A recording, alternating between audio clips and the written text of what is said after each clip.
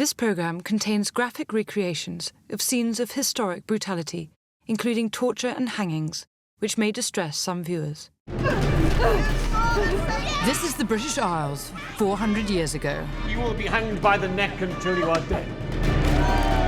Mass trials and executions erupted across the country. And the reason for this chaos and violence was witches. Devil's whore! People were convinced they sank ships, brought famine and disease, murdered and maimed, because witches worked for Satan. Hundreds of innocent people were persecuted, Thou a witch? tortured, and put to death in a hysterical effort to stamp out the scourge of witchcraft. Imagine living in that world. You could be accused, tortured, and executed on the basis of nothing more than gossip and superstition. How could such a deadly and violent idea have got so out of control in Britain? What drove the persecutors to such awful lengths? And what was it like for the victims who were tortured and executed for crimes they couldn't possibly have committed?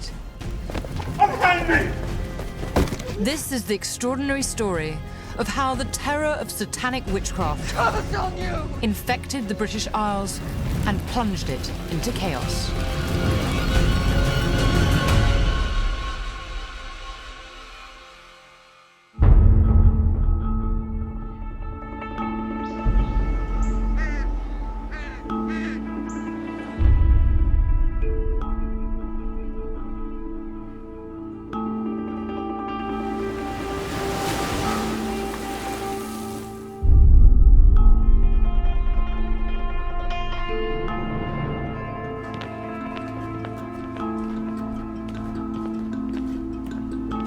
Queen Anne's ships had been battered by a violent storm.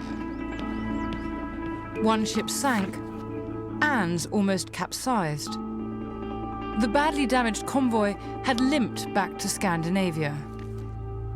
King James decided he would have to go and fetch his new wife himself. But James would bring back far more than just a new queen from Denmark.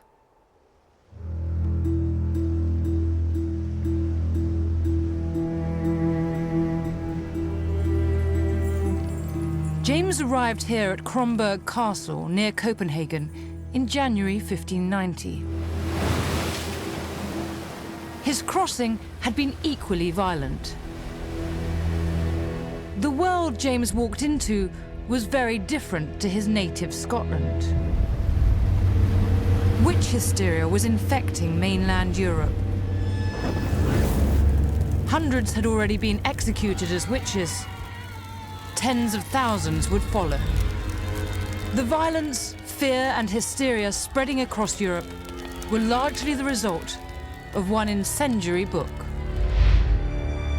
Here at the Royal Danish Library is one of the very few original copies.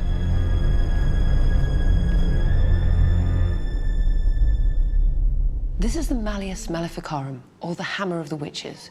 It was principally written by one German Dominican monk called Heinrich Kramer, and he wrote it to argue that witches existed and that they worked for the devil. It was a legal manual for the hunting and executing of witches. The Malleus Maleficarum pushed Cranmer's terrifying belief that witches were obsessed with poisoning, maiming, and killing, and they were doing it for Satan. Their aim was to harm, to murder, and to destroy. And if witches were the problem, the Malleus was the answer. It was a hugely influential book, and one of the reasons it was so influential is printed at the front. This is a papal bull, the Pope's equivalent of a royal proclamation. It was issued in 1484, just before the Malleus was published, and it stated that witches were heretics who had made an alliance with the devil. Cranmer reprinted the bull to prove that the church stood behind his book. Because it appeared to have the church's backing, the Malleus Maleficarum led to the wholesale torture and murder of thousands of people suspected of being in league with the devil.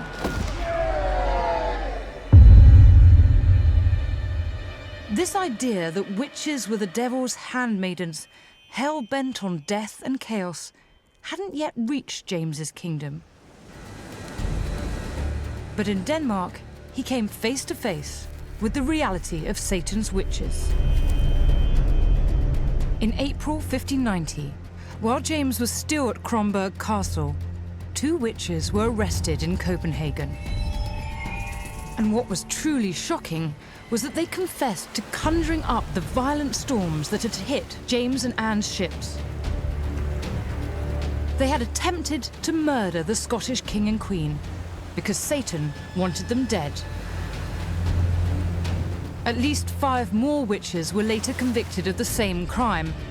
All were burned at the stake.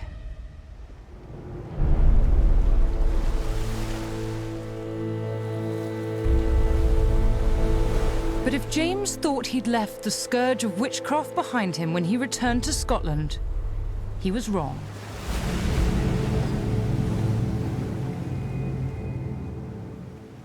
With the Danish witches dead, the whole thing might have become nothing more than a historical footnote, and James might have lived out his reign untroubled by the devil, if it were not for one man. His name was David Seaton, and he was the deputy bailiff here in the small town of Trennant, 9 miles east of Edinburgh.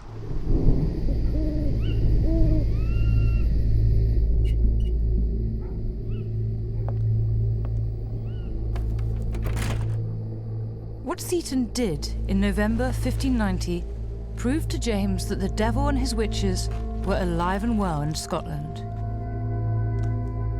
He claimed his young housemaid, Gillis Duncan, had suddenly acquired healing powers, and he'd seen her slipping out at night. According to a contemporary source, Seaton believed only one thing could explain her furtive behavior: witchcraft. And he was going to prove it.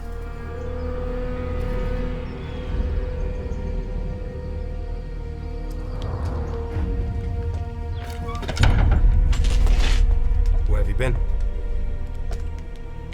I was tending to the garden, sir. Lie to me!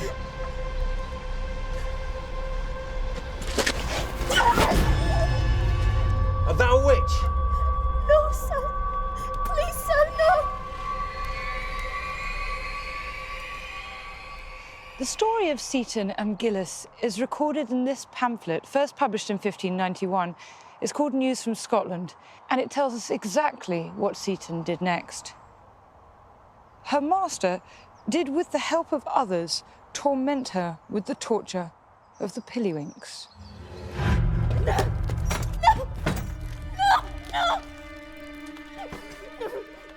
Pillywinks are thumbscrews.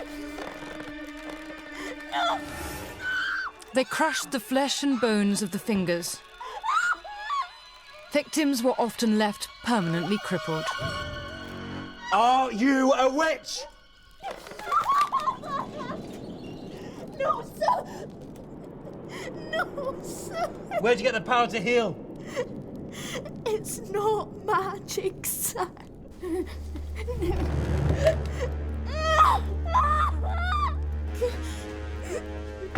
Gillis must have endured unbearable pain, but she would not confess to something that she had not done.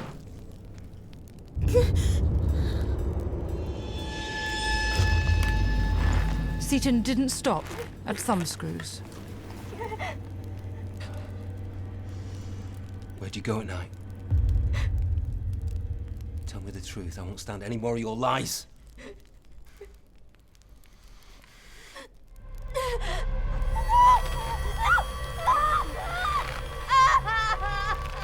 He turned instead to wrenching. As the rope was pulled tight, it crushed the head. It could fracture the skull and facial bones. Gillis would not yield. But the more she resisted confessing, the harder Seaton tried to break her. Confess, damn you!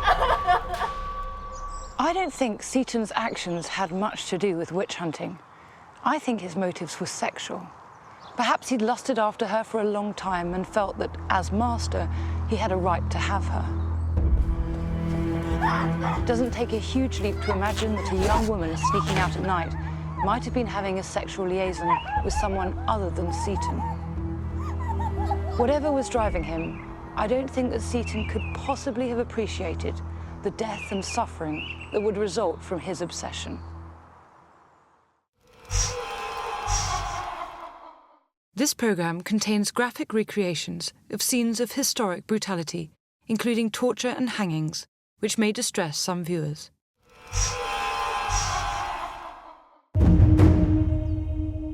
In Europe, King James VI had seen that witches working for the devil had been hell-bent on killing him. He was about to receive proof that this dangerous belief was infecting Scotland too. Tell me the truth. The man responsible was bailiff David Seton. He was systematically brutalising and torturing his housemaid, Gillis Duncan, to make her confess to being a witch. But Gillis would not yield. Seton began to search her body, because people believed the devil always left a mark on the bodies of his disciples. It could be anything: a mole, a birthmark.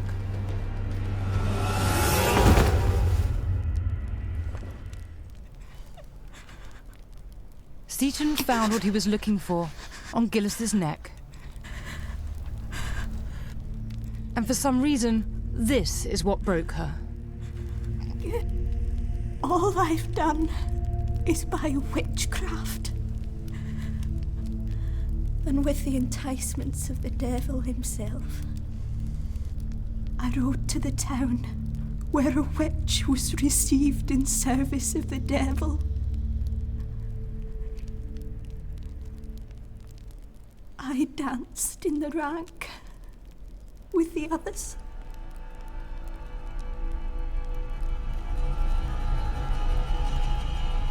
We'll never know why Gillis confessed now, after she'd resisted thumbscrews and wrenching.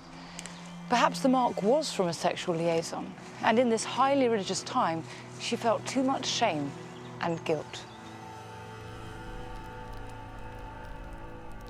Gillis's confession had a seismic impact. It was the first recorded incident of a Scottish witch admitting to working for the devil. It set in train a sequence of events that would kill hundreds of people. The repercussions would last 100 years.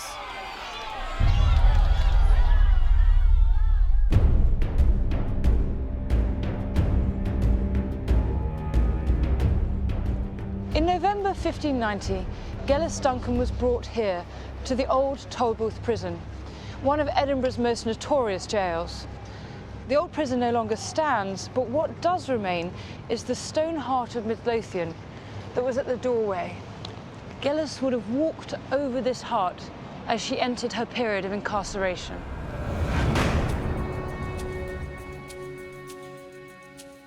Gillis admitted to being part of a coven. She gave up the names of 8 other witches. They, in turn, named more. In total, over 100 people were hunted down and tortured.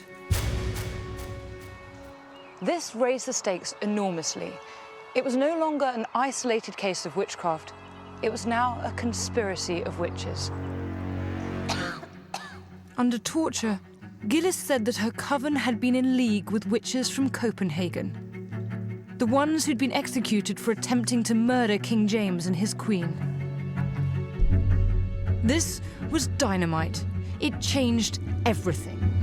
It got the king's full attention.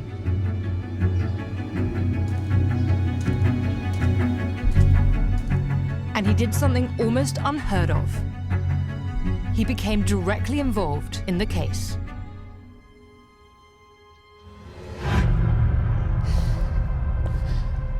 The person who had the most profound effect on King James was one of those named by Gillis Duncan, a woman called Agnes Sampson. Agnes was a midwife from Edinburgh. She was accused of being the most senior witch in the coven. And under torture, she too confessed to the attempted murder of King James. Agnes Sampson was taken down there to Holyrood House, James VI's official residence, not once, but twice, to be directly interrogated by the king himself.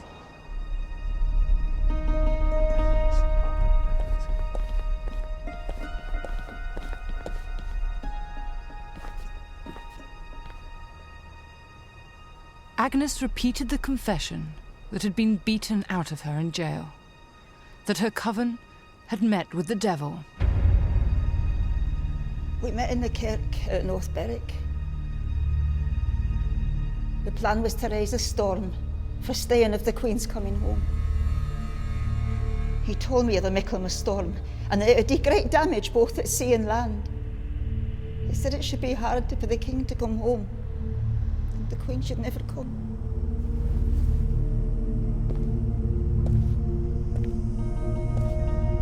James saw himself as a highly intellectual king. He read widely and was fascinated by both natural philosophy and the new ideas of rational investigation. Agnes's confession did not convince him. She's not but a liar. No lying, sire.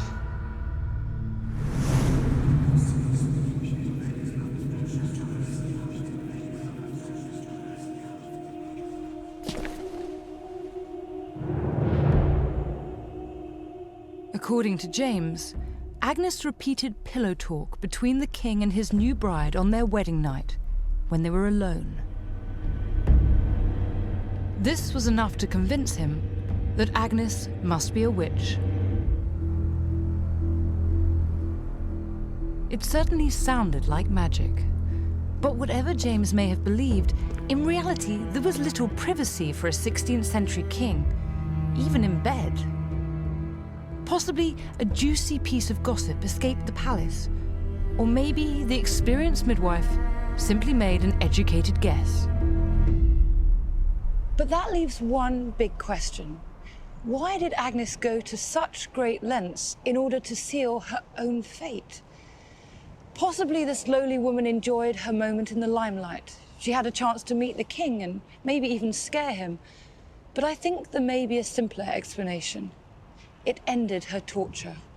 Agnes had been imprisoned in one of the worst jails in Scotland. She had been tortured, and she probably knew that this marked effectively the end of her life. So the best that she could hope for was to ease her suffering. And in that, at least, she was successful.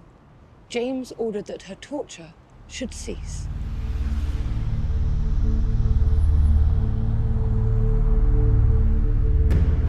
In James's mind, there was now clear evidence that an international satanic conspiracy was out to kill him.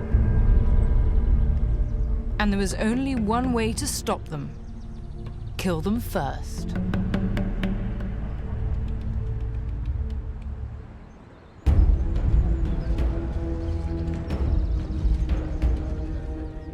On the 28th of January 1591, Agnes Sampson was brought here to Castle Hill in Edinburgh to be executed.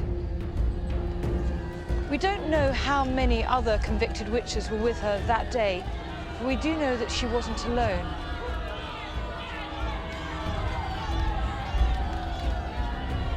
These were innocent, confused and terrified people, people who'd been imprisoned and tortured, people who'd been prepared to say anything to stop the pain.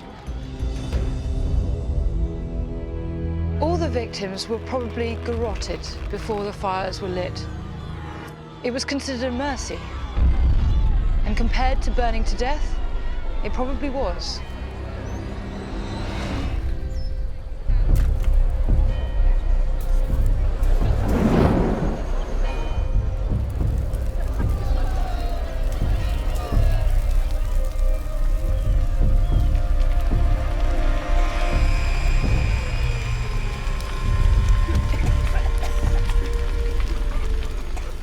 As the convicted witches burned, the air would have been thick with the stench of burning human fat.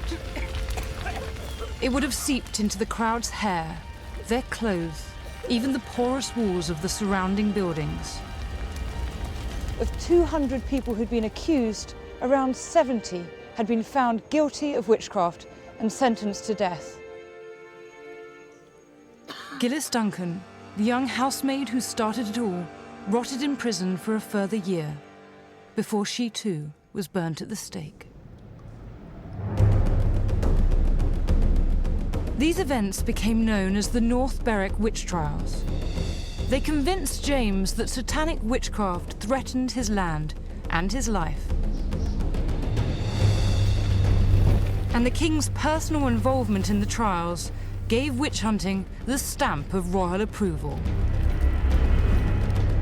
Over the next few years, the infection spread across Scotland. In East Lothian, 62 people were accused, 33 in Fife, 86 in Aberdeen, and 11 in Ross. Few doubted that the devil and his handmaidens stalked the earth, at least in Scotland. Until now, England had largely escaped the curse of mass witchcraft trials. But on the 24th of March 1603, Queen Elizabeth I died, and her cousin James claimed the throne. James carried the witchcraft infection south to England. But how it happened was totally unexpected.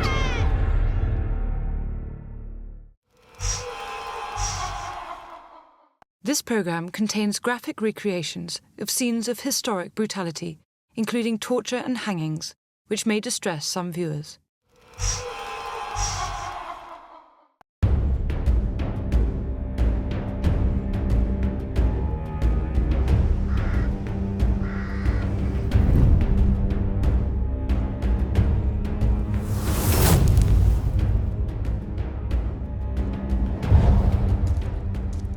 The English had high hopes for their new king. He was young, male, and already had a couple of sons as heirs. After 45 years of childless Queen Elizabeth I, it seemed too good to be true. But James was an unknown quantity, a foreign king in an alien land. His new subjects wanted to know what their new ruler was like, what were his interests, what were his beliefs, and which way was the wind blowing in this new regime.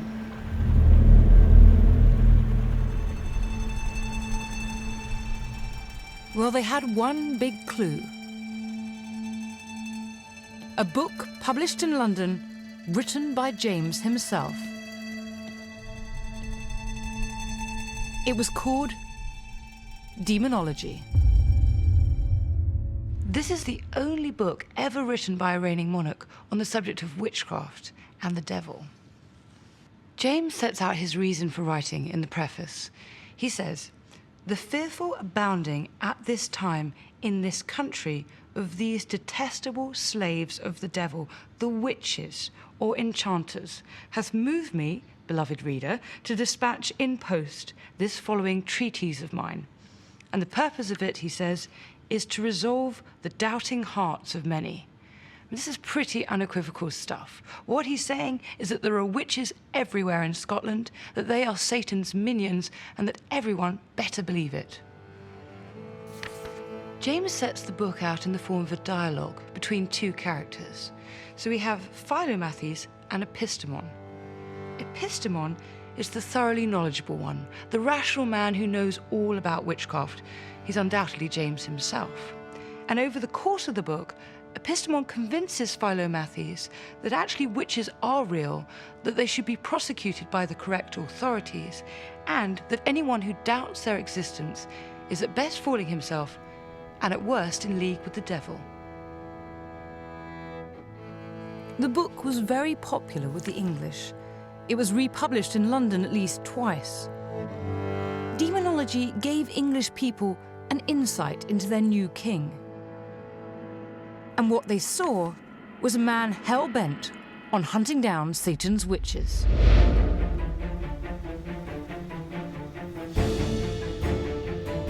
And in 1605, James once again became involved in a case of witchcraft. But this time, in England. Here at Exeter College, Oxford, the country finally saw their new witch-hunting king taking on the satanic scourge. In August, a wealthy and well-connected man gained an audience with King James. His name was Brian Gunter. Gunter had a problem with a witch. Now, I think it's quite likely that Gunter had read James's book, Demonology, and this was enough to convince him that the king would share his hatred of witches. Gunter presented his daughter Anne to the king and claimed that she had been cursed by 3 witches. The affliction first beset her around midsummer. Her fits are violent, and her body contorts, and when she is in the throes, she vomits pins or pulls them from her nose. My daughter is bewitched, sire. Anne has seen her tormentors in her fits. The first is Goodwife Gregory, the second is Mary People, and the third is Mother Pepwell.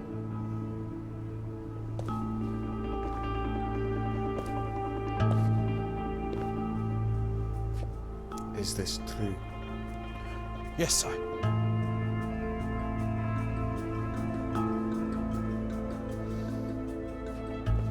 Gunter wanted the king to bring the witches to justice. But James did something completely unexpected. James ordered that Anne be examined by the Archbishop of Canterbury, a noted skeptic. And it didn't take the Archbishop's team of investigators long to figure out that Anne was faking the symptoms. On the 10th of October, King James wrote to his chief minister about the case. For your better satisfaction touching Anne Gunter, we find by her confession that she was never possessed with any devil, that the practice of the pins grew at first from a pin that she put in her mouth, affirmed by her father. Brian Gunter was the brains behind the deception. He was seeking revenge against one of the accused, and he tried using James to get it. He was fined for wasting the king's time and thrown into jail for 3 years. He'd got off comparatively lightly. If he'd succeeded, the women would have been executed. Gunter had entirely misread the new king.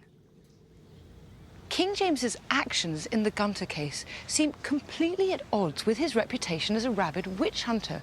So what was really going on? I think the answer lies in his book, Demonology. If you read it, you're left in no doubt at all that James wholeheartedly believed in Satan and witches. But demonology is no Malleus Maleficarum. It's not trying to use fear to whip people up into a frenzy of witch hatred.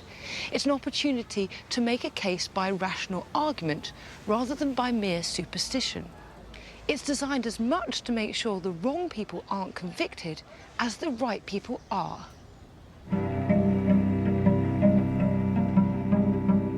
James was a philosopher, or at least that's how he saw himself.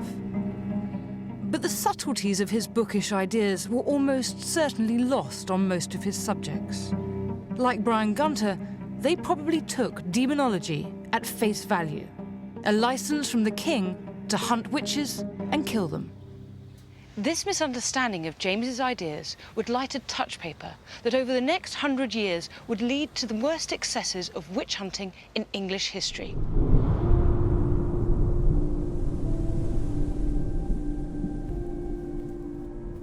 Seven years after the Gunter incident, the era of mass witch trials exploded in the English courts. It began here in Pendle, Lancashire. On the 18th of March, 1612, a girl called Alison Device was near the town of Colne in Pendle when she spied an elderly peddler called John Law. Spare a pin, sir? Alison didn't like being ignored. She cursed the peddler.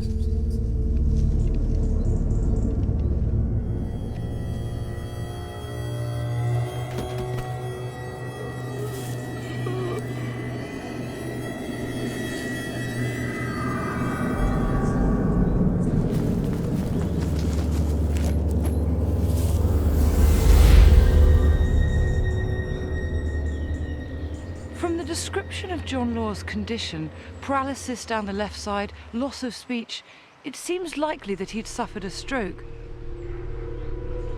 But from Alison's terrified point of view, it was her curse that had struck him down.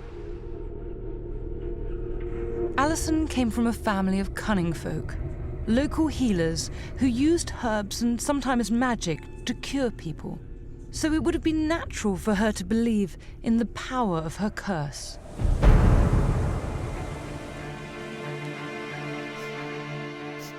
Horrified by what she'd done, Alison Device confessed. She was hauled up in front of local magistrate Roger Knoll. Alison admitted to cursing the peddler, but according to a report made at the time, she went much further. I demanded that the peddler let me buy some pins from him, and the peddler refused to open his pack. As I parted from him, there appeared a black dog. The black dog said unto me, "What wouldst thou have me do unto yonder man?" I said, "What canst thou do unto him?" And the black dog said, "I can lame him." And I said, "Lame him."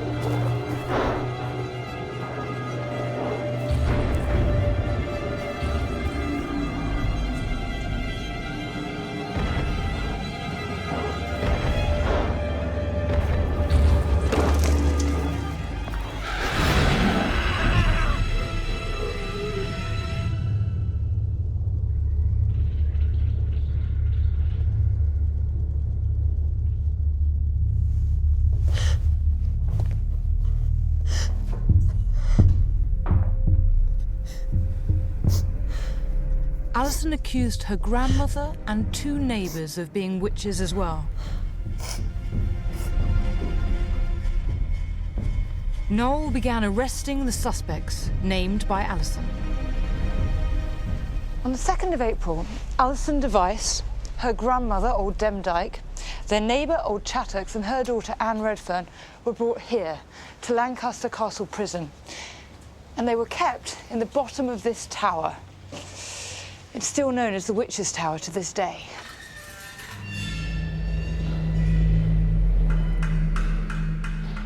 All the accused were interrogated. 8 further suspects, including all of Alison's family, joined them in the tower.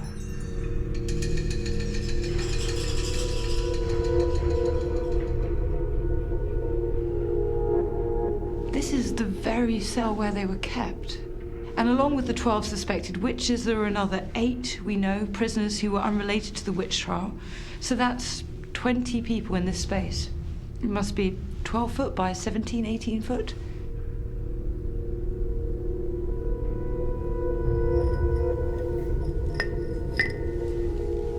Quite something to imagine that the suspected witches, just ordinary people, were kept in here for 4 months. I mean, some of them were very old, they're in the 80s. Others, people like Alison, were as a teenager, and they were in here in the dark for all that time, awaiting their death.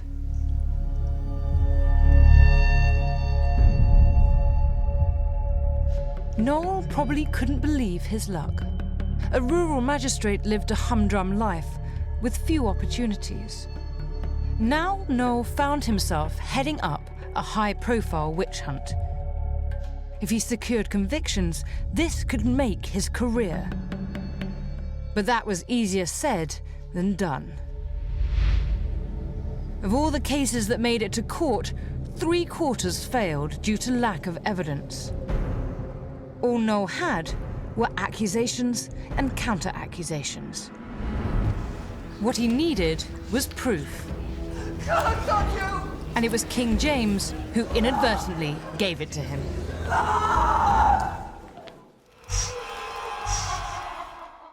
This program contains graphic recreations of scenes of historic brutality, including torture and hangings, which may distress some viewers.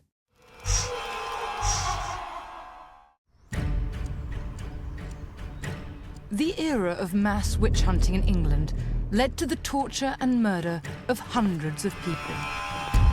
It all began here on the 17th of August, 1612, with the prosecution of the Pendle Witches, one of the most infamous witch trials in English history. This is the site of the original courtroom in Lancaster Castle, where the Pendle Witches were tried. Although it's now a library, the courtroom has only shifted a few feet, just through here.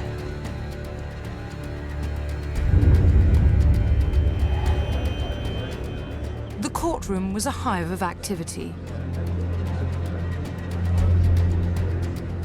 People packed the public gallery to see the sensational trial.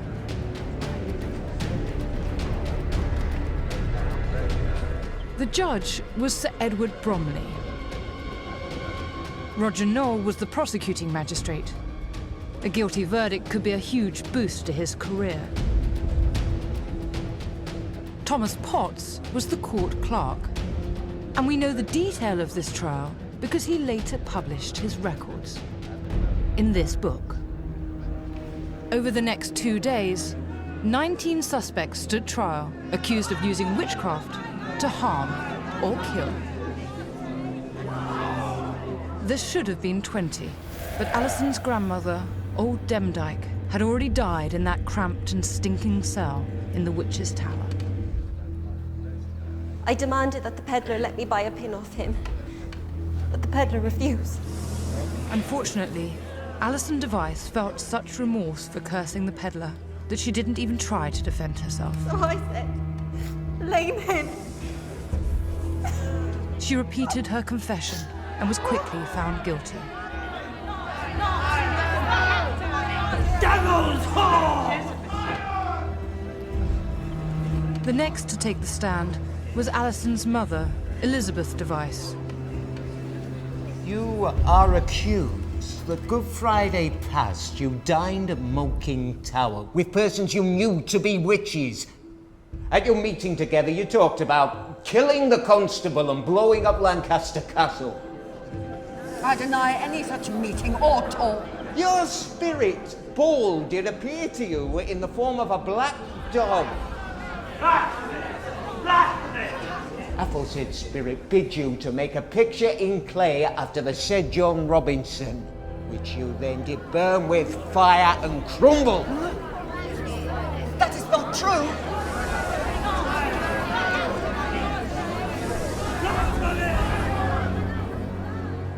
The case was deadlocked between accusation and denial. But Roger Nowell had a secret weapon.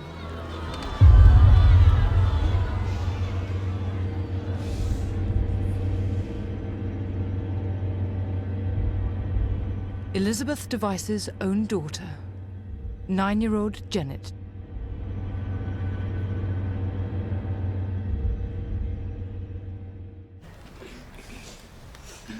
My mother is a witch. Curse on you! Curse on you! What are you saying? Why are you saying this? You stupid girl, do you not know what you do? Shut up, girl! Shut up! Silence! No! A demon will come for thou and ravage thy mind! I will snuff out thy children with my own bare hands! Silence! I cannot speak with my mother here. Take her out! A curse on you!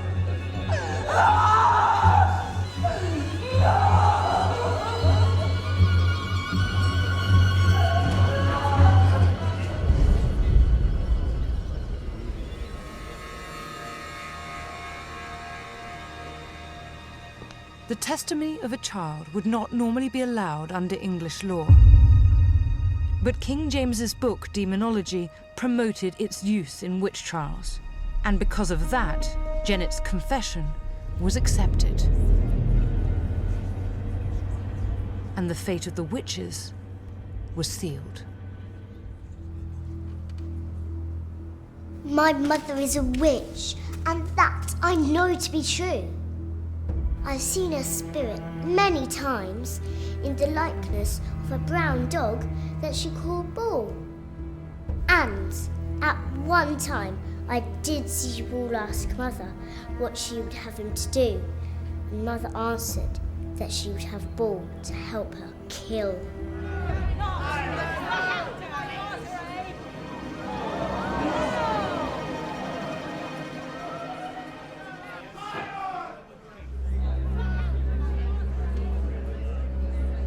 Little Janet named names. The wife of Hugh Hargraves, Christopher Howgate, Elizabeth his wife, Dick Miles and his wife, Christopher Ajax of the Thorny Holm and his wife, and my brother, James Device, has been a witch for 3 years.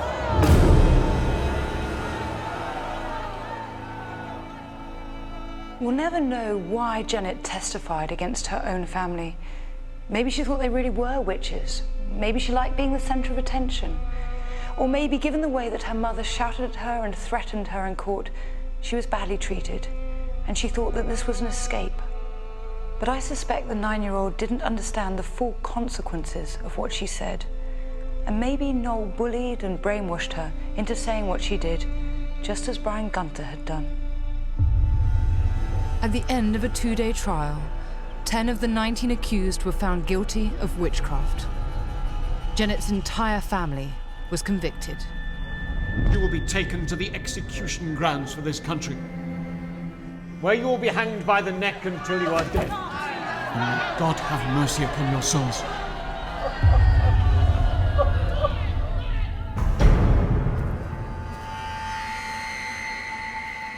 On the 20th of August, the day after the trial, the 10 convicted witches were brought here to a place still known as Gallows Hill to be hanged.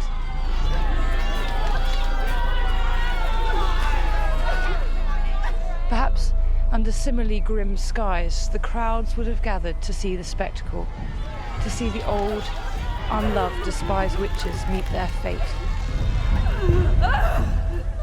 And maybe amongst them there would have been the young girl who had condemned her family, her own mother, to meet the rough rope and the short drop.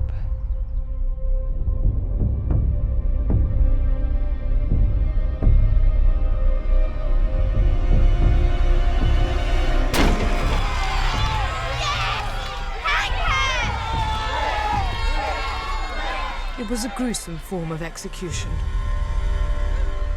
The drop wasn't high enough to break their necks. Instead, they died by agonizingly slow strangulation. Janet disappears from the historical records after the trial, but the name Janet Device is listed as one of a group of 20 witches tried in Lancaster 22 years later. It appears that she was convicted and probably died in jail. We can't be sure if it was the same girl, but it would be a cruel form of poetic justice if it was. The Pendle trials were a watershed. They triggered 100 years of institutionalized murder in England, and the blame for that must lie, at least partly, with King James.